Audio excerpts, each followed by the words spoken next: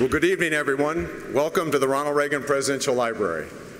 We're delighted to have so many government officials, diplomats, policymakers, and community leaders here this evening for this special event. Here at the Reagan Presidential Library, the history of the Reagan era is presented for all to see. But the purpose of the Reagan Library is not so much to look back, but to look forward. As Ronald Reagan always made clear, this library should not just be about the success of the past, but about the promise of the future. It was his dream that this library could serve as an inspiration to young people and to those to whom the mantle of leadership has been passed.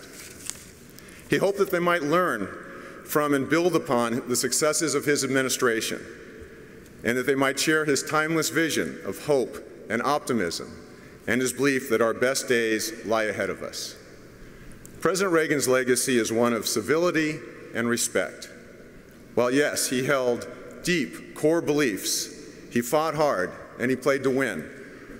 He did his utmost to defeat his opponents, but never to destroy them.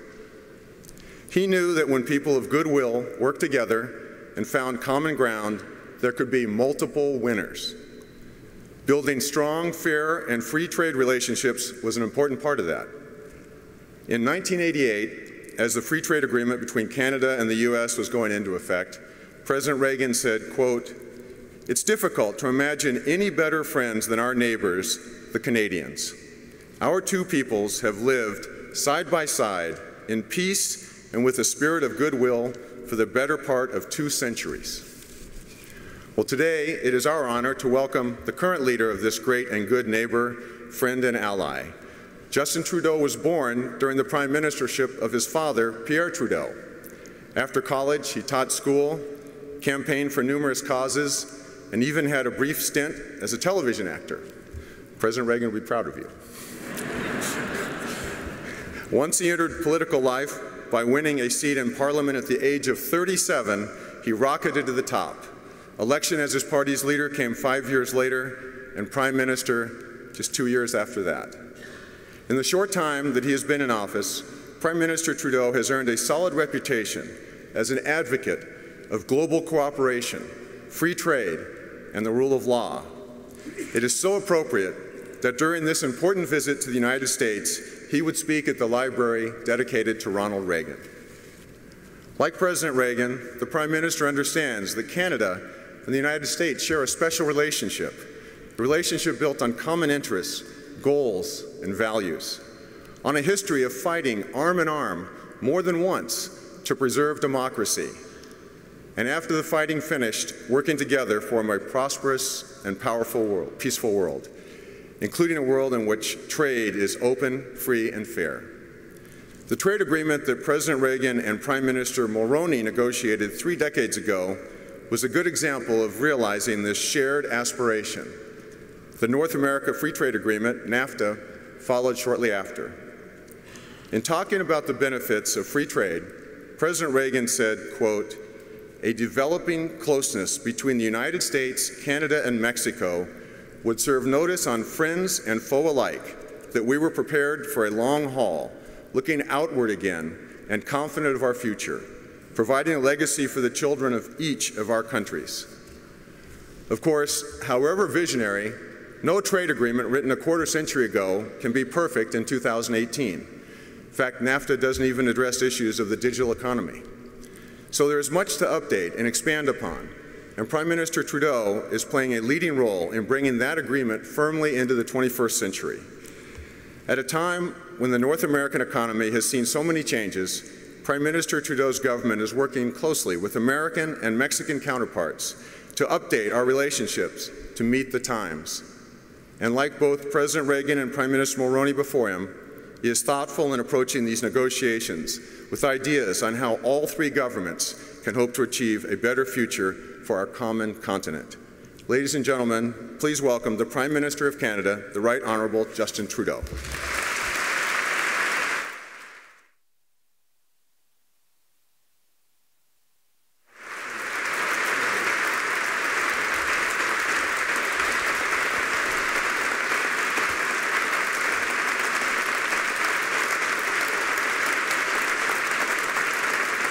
Mes amis, Mes amis, bonjour. Quel plaisir d'être ici aujourd'hui. Thank you so much for being here tonight. It is my sincere pleasure to be here with you all. Thank you, Fred, for that very kind introduction and for inviting me to speak here just 3 days after the anniversary of President Reagan's birth. I think there could be no finer setting than this marvelous library, such a fine testament to his legacy, for the conversation that I'd like to have with you today. Ronald Reagan came over to my house when I was a kid. It was early 1981, mere weeks after his inauguration. He radiated optimism, confidence, and charm. He spoke of America as a shining city on a hill, quoting John Winthrop. I remember that he was genuinely interested in speaking with me, attentive and kind. He asked me if I liked Westerns. And I nodded enthusiastically because my father had recently shared his passion for Sergio Leone and Clint Eastwood with me. So the president recited from memory a poem by Robert Service, The Shooting of Dan McGrew. I was enthralled. At 9 years old, I just received a master's class in political charisma, and one that I like to think kind of stuck. As we look back now at the record of his first official visit to Canada, there's a lot to learn. For one thing, political branding can be deceiving. He and my dad, who was Prime Minister of Canada during much of that first term, were purported to have held opposing views about everything. They were fire and ice, supposedly. But Prime Minister Brian Mulroney, who governed Canada in the mid and late 1980s, is sometimes cast as having never disagreed with the president about anything. After all, they negotiated free trade together, so they must have always agreed. The truth, of course, as it always is much more nuanced. My father actually had a quite constructive relationship with President Reagan, as the archives here show. And Prime Minister Mulroney was actually tougher in his engagements with the president than the public perception. The fact is, for a Canadian leader, regardless of political affiliation, tenacity and focus are vital job requirements when it comes to working with the U.S. My father coined the expression that to be Canada living next to the United States is like being a mouse sleeping beside an elephant. Personally, I like to think of us as less of a mouse and more of a moose. Strong, resilient. Yeah, hang on. A moose is strong and resilient, but still massively outweighed. Consequently, we need to speak up consistently and clearly to make ourselves heard. Now, Canadians are often teased for being overly polite, which may not be entirely true, I'm sorry to say. But we are not and have never been pushovers. In fact, on many cross-border issues, certainly since the early 1990s, Canadian leaders of different political stripes have taken quite similar stances. And getting to an agreement with our American friends, which inevitably does happen, has always required hard work, persistence, and no shortage of sunny, Reagan-esque optimism on both sides. Acid rain is one example. This cross-border environmental problem was top of mind for Canadians in the 1980s. Canada engaged with the Reagan administration on this in 1981 and continued to do so in subsequent years under the Mulroney government. The discussion went on for a decade, but our countries got the Acid Rain Accord signed in 1991. And the same pattern has often repeated itself on trade. Among the catalysts for free trade in the 1980s from a Canadian standpoint was a need to defend Canadian exporters from a protectionist wave that was then sweeping through Congress. This eventually led to something far more ambitious than a mere defensive strategy, of course, something creative and visionary and truly world-leading. The Canada-U.S. Free Trade Agreement of 1989 was the most comprehensive and ambitious trade pact of its day. It was not automatic that things would turn out as they did, though. This required leadership. It required persuasion. And it began with conversations between Canadians and Americans, not unlike the ones I've been having all this week in Chicago and San Francisco and here with you tonight.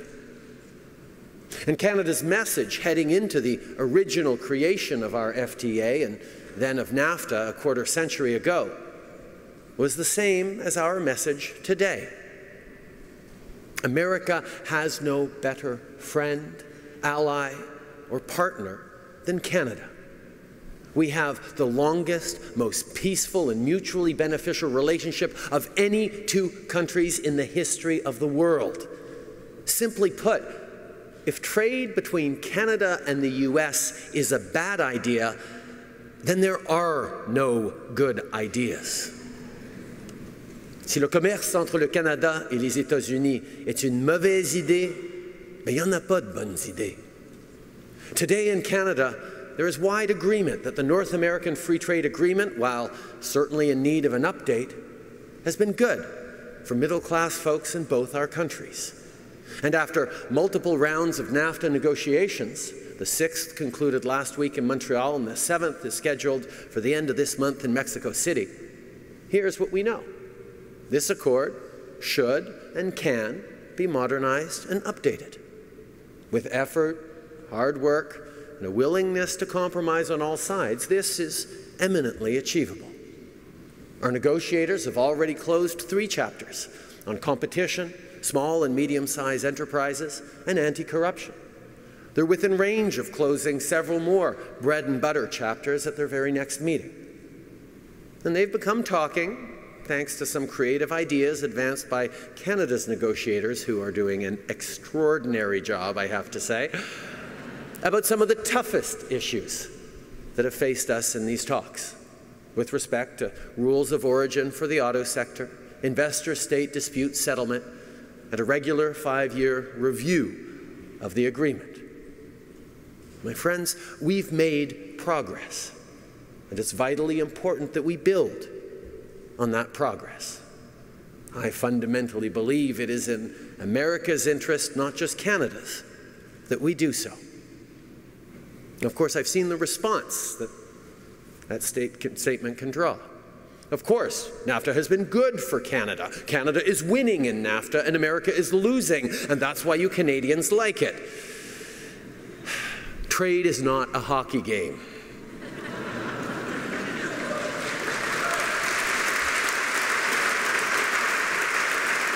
The truth is that both Canada and the United States are winning, and so is Mexico. And that's exactly how we should keep it. When trade is working as it should, all partners win. And the data bears this out. Now, you may have heard some of these numbers before. Actually, I hope you've heard some of these numbers before. 9 million jobs in America are tied to trade and investment with Canada, including more than 1 million right here in California. 2/3 of American states have Canada as their largest export market, and we're in the top 3 for 48 states. Every year, we buy more American goods than China, Japan, and the UK combined. We buy more California fruits, nuts, vegetables, and wines than any other export market. And because stats like these bear repeating, I will for the folks back home. 9 millions d'emplois aux États-Unis sont liés au commerce et à l'investissement avec le Canada, dont plus d'1 million ici même en Californie. Le Canada est le principal marché d'exportation des 2/3 des États américains et nous figurons parmi les 3 principaux marchés de 48 États.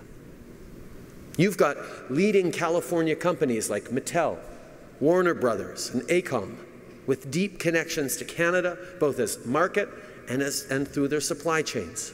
And you have innovators like Thalmic Labs, based in Waterloo, Ontario, with a growing office in San Francisco, a recent startup that's on the cutting edge of wearable technology, now serving clients worldwide. These are all examples of Canadians and Americans innovating, creating, and building together.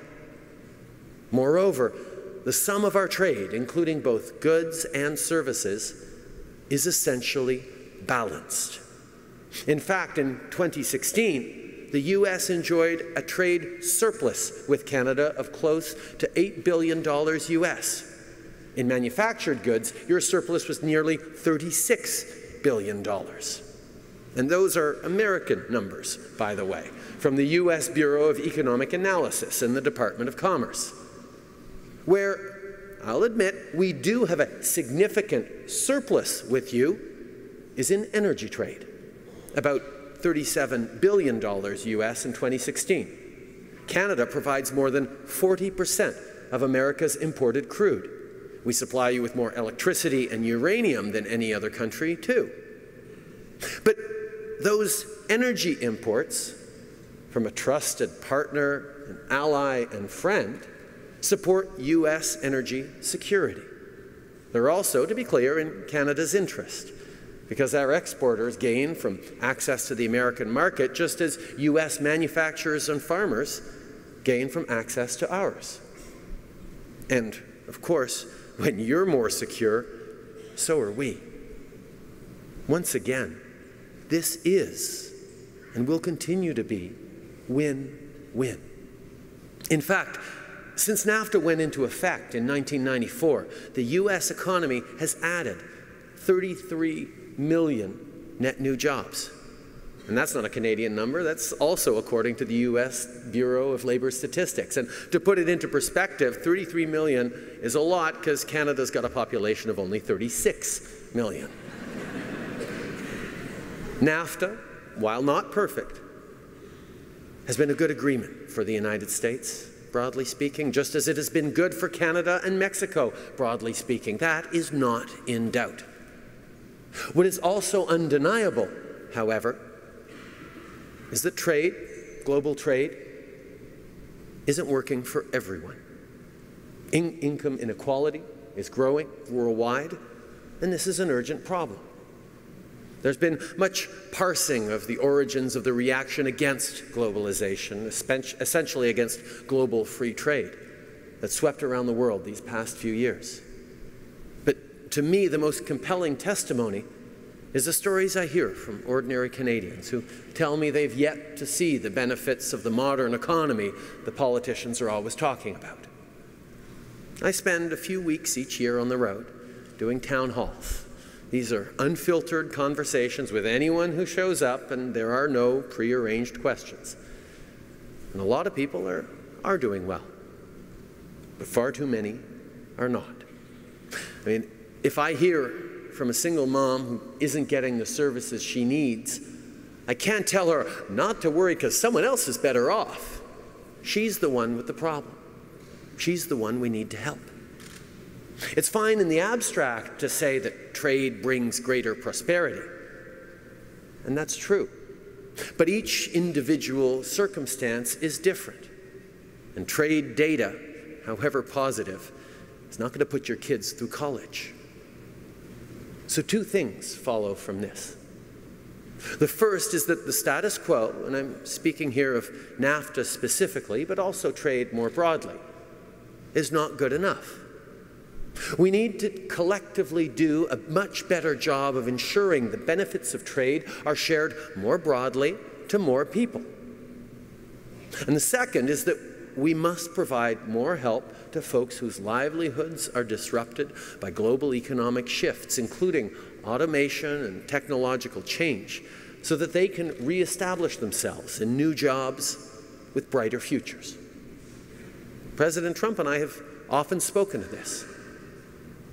And I know our journalistic friends have sometimes cast our administrations as unlikely to see eye to eye about anything. The GOP is conservative, my government is liberal, and Canadian liberal on top of that. How could we ever find common ground? But of course, the truth is that President Trump and I agree about this. Too many people have been left behind, even as our economies surged. So I was heartened to hear the President talk about the importance of skills training in his State of the Union address. We in Canada are seized with the same problem and have reached a similar conclusion. The wave of technological innovation that's being led by bright minds in this state, in many cases, can be hugely positive and transformative for North Americans, but we cannot allow it to become a wave that sweeps working people and their families aside. This is something we can and must address as we modernize and improve NAFTA. And again, I'll repeat that in French for the folks back home. J'étais heureux d'entendre le président parler de l'importance de la formation des compétences lors de son discours sur l'état de l'Union.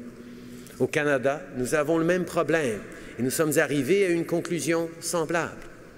La vague d'innovation technique qui alimente les esprits plus brillants de cet État peut s'avérer être une force positive et transformatrice pour les Nord-Américains, mais nous ne pouvons pas permettre à cette vague de submerger les travailleurs et leurs familles.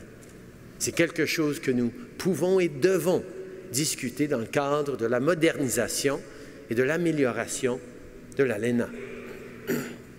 Now, I've spoken a lot about trade and economics today, but my purpose here is not to speak about prosperity for its own sake or commerce for its own sake, as important as those discussions are. That's not how Ronald Reagan thought about these questions, and it's not how I think about them either. A human being is not a mere unit of economic production, nor can an international friendship and alliance, the greatest since the world has ever seen, be reduced to a balance of trade statistics or a tariff rate. President Reagan was, to his core, an optimist. He was unfailingly ambitious and courageous in his optimism. And as something of an optimist myself, I've always admired that. I think that it is especially germane to the dialogue we are having right now. Because optimism, ambition, and courage are not separate qualities. Where one is, you're likely to find the other too. The FTA and NAFTA were products of all three, of course. But it's not as though trade is the only great thing Canadians and Americans have accomplished together. Our countries fought and won the First World War side by side. We defeated the fascists in the Second World War side by side. And many of our brave boys are buried side by side in battlefields around the world. From the Halifax explosion of 1917, when Americans rushed to our aid in the initial emergency response, through 2 world wars, to the Korean War, the Afghan War, and more recently in retaking Mosul in northern Iraq, we have stood shoulder to shoulder through thick and thin. Canadian firefighters helped fight wildfires in California, just as American firefighters were there for us in Fort McMurray and British Columbia wildfires. And the drive towards North American free trade, historically, has always been as much about cementing that historic bond as it has been about the mechanics of tariffs or trade.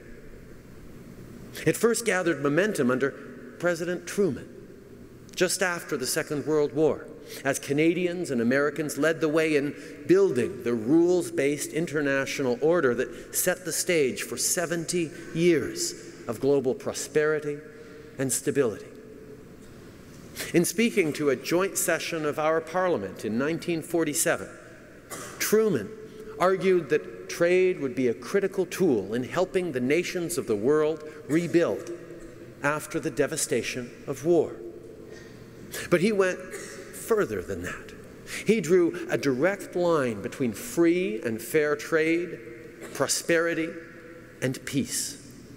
And he held up Canada and the United States as a model to the world in this regard.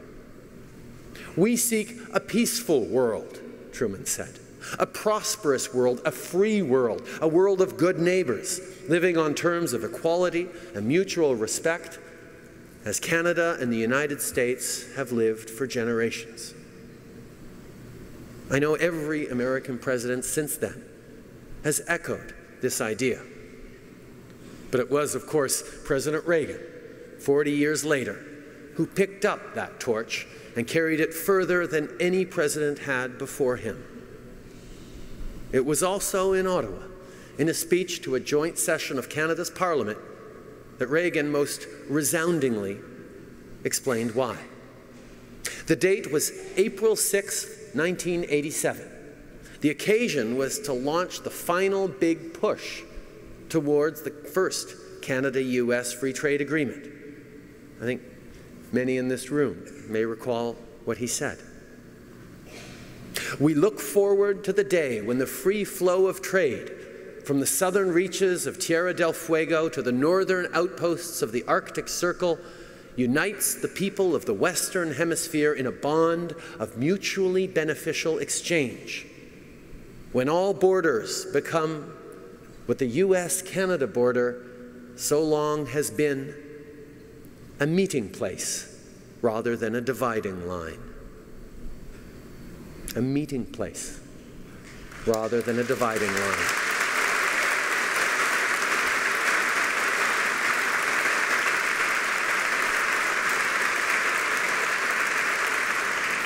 Such optimism, such ambition, such courage. Truman and Reagan each presided over a historic American victory over tyranny, one in the Second World War, the other the Cold War, and both understood implicitly that free and fair trade is a pathway not just to prosperity, but to stability, liberty, and peace. We must remember this lesson. It is imperative that we remember. In closing, I'd just like to say this. We can and should do more to help the people who've been left behind by global trade. We can and must build bridges to new opportunities for the middle class and people working hard to join the middle class.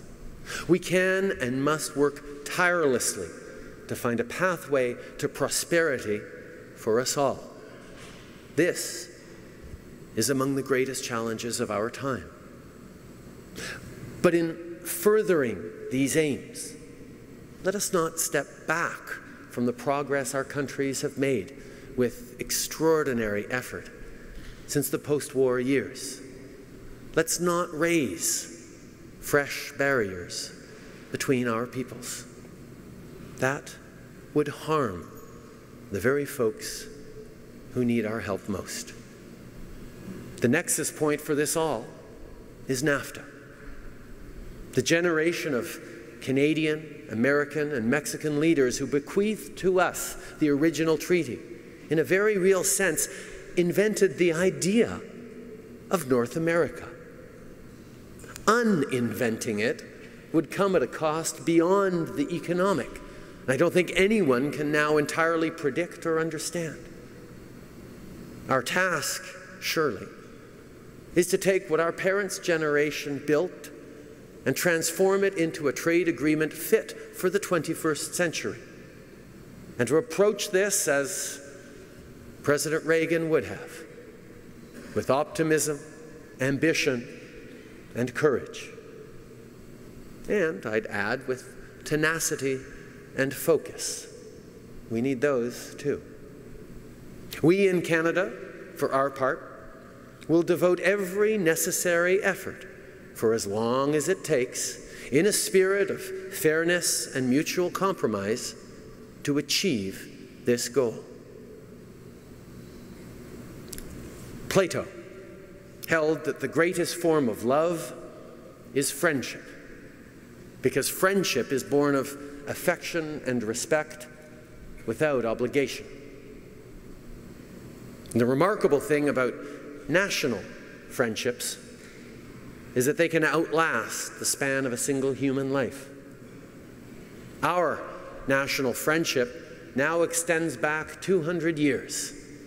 It will extend into the future for another 200 years, and the same again after that, I am certain. But we must do our part to make it so. President Reagan most famously declared, "It's morning in America." A generation later, it can be morning in North America. But that is up to us. My friends, let us keep to the task. Let us keep applying ourselves with unswerving dedication, with fierce ambition, relentless optimism, and unfailing courage. Let us get this good work done and hold aloft our partnership, like President Reagan did, as a beacon of liberty and an example to the world. Merci beaucoup, mes amis.